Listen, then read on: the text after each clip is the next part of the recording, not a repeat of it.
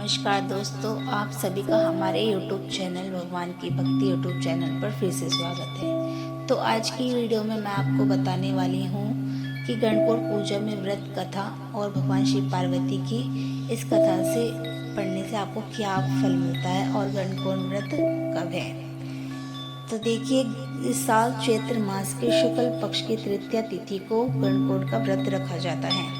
इसे गौरी तृतीया भी कहते हैं। इस दिन भगवान शिव, ईश्वर और माता पार्वती जी को गौरी के रूप में पूजा की जाती है। सुखी वैवाहिक जीवन जीने के लिए सुहागिन महिलाएं मनचाही जीवन साथी पाने के लिए कुंवारी कन्याएं ये व्रत रखती हैं। इस साल गणगौर पूजा 21 मार्च 2026 शनिवार को पड़ रही है। इस दिन विधिवत ईश्वर गौरी की पूजा करने के साथ साथ इस व्रत का पाठ अवश्य करना चाहिए। इससे आपकी पूजा पूर्ण होती है। तो आइए जानते हैं गणगौर पूजा की संपूर्ण व्रत कथा। गणगौर का पर्व मुख्य रूप से राजस्थान का है। राजस्थान के अलावा इस व्रत को उत्तर प्रदेश, मध्य प्रदेश, हरियाणा और गुजरात के कुछ इलाकों में भी मनाया जाता है। तो चलिए गणगौर पूजा व्रत कथा सुनते हैं। गणगौर व्रत की प्रचलित कथा के अनुसार एक बार भगवान शिव और पार्वती जी भ्रमण के लिए निकले थे। उसके साथ नारद मुनि भी थे। चलते चलते वे एक गांव में पहुंच गए, जहां उनके आने की बात सुनकर सभी लोग आव भगवत की तैयारियों में जुट गए। कुलीन घरों में स्वादिष्ट भोजन पकने लगे, लेकिन कुलीन स्त्रियां जैसे ही स्वादिष्ट भोजन लेकर पहुंचती, उससे पहले ही निर्धन परिवार की महिलाएं माता गौरी और भगवान शिव के समक्ष श्रद्धा सुमन लेकर पहुंच गई होती हैं।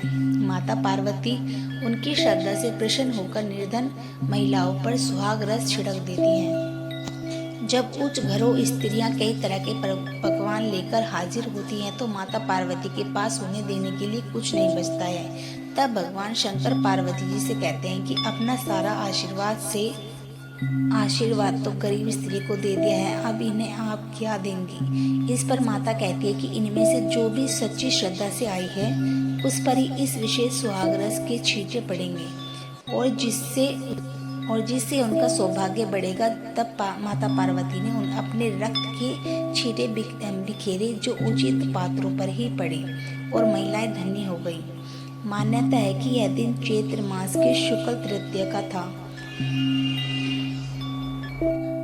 तब से ही स्त्रियों द्वारा इस दिन गण यानी भगवान शिव और गौर यानी माता पार्वती जी की पूजा की जाती है। जब माता पार्वती से आशीर्वाद पाकर महिलाएं अपने घरों को लौट गई, तब माता पार्वती ने भी भगवान शिव से आज्ञा लेकर एक नदी के तट पर स्नान किया और बालू से महादेव की मूर्ति बनाकर उनका पूजन किया। पूजा के बाद बालू के पकवान बनाकर ही भगवान शिव को भोग लगाया।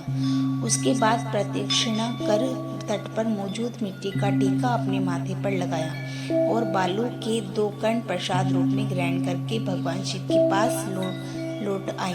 अब शिव तो स्वर्ग हैं, जो सब जानते हैं, पर माता पार्वती को छेड़ने के लिए उन्होंने पूछा कि बहुत देर हो गई है तुम्हें आने में। माता ने कहा कि उन्हें मायके वाले मिल गए थे, इसलिए इतनी देर लग गई थी। शिव ने फिर थोड़ा और छेड़ते हुए पूछा कि आपके पास तो कुछ था भी नहीं, फिर स्नान के बाद प्रसाद में क्या लिया।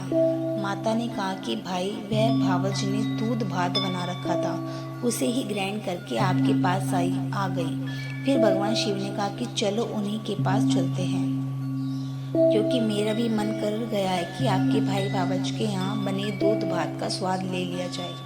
इस पर माता ने ही मन भगवान शिव को याद किया और लाज रखने की कही। इसके बाद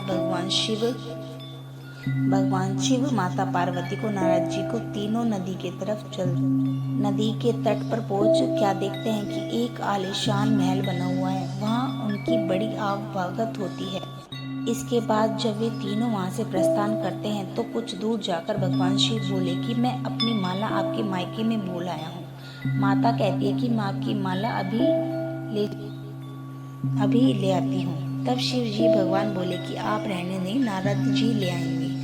जब नारद जी उस स्थान पर पहुंचे, तो देखकर हैरान रह गए कि उस स्थान पर महल का नामो निशान तक नहीं था। फिर एक पेड़ पर उन्हें भगवान शिव की माला दिखाई दी। उसे लेकर वे वापस लौट आए और आकर प्रभु को इस बारे में बताया। तब भगवान शिव ने कहा कि यह सब पार्वती की माया थी, क्योंकि वे अपने पूजन को गुप्त रखना चाहती थी, इसलिए उन्होंने झूठ कहा और अपने सत्य के बल पर यह माया रचा डाली। तब नारद ने माता के समक्ष नतमस्तक होकर कहा कि हे माँ, आप सौभाग्यवती आदि शक्ति हैं। गुप्त रूप से की गई पूजा ही अधिक शक्तिशाली होती है। हे माँ, मेरा आशीर्वचन है कि जो स्त्रियां इस दिन गुप्त रूप से पूजन कर मंगल कामना करेंगी, उनकी मनोकामना पूर्ण होगी। ऐसी मान्यता है कि तभी से गणगौर की इस गोपनीय पूजन की परंपरा चली आ रही है। तो आपको ये कथा कैसी लगी तो कमेंट में ज़रूर बताइएगा। जय गणगौर भगवान की जय हो।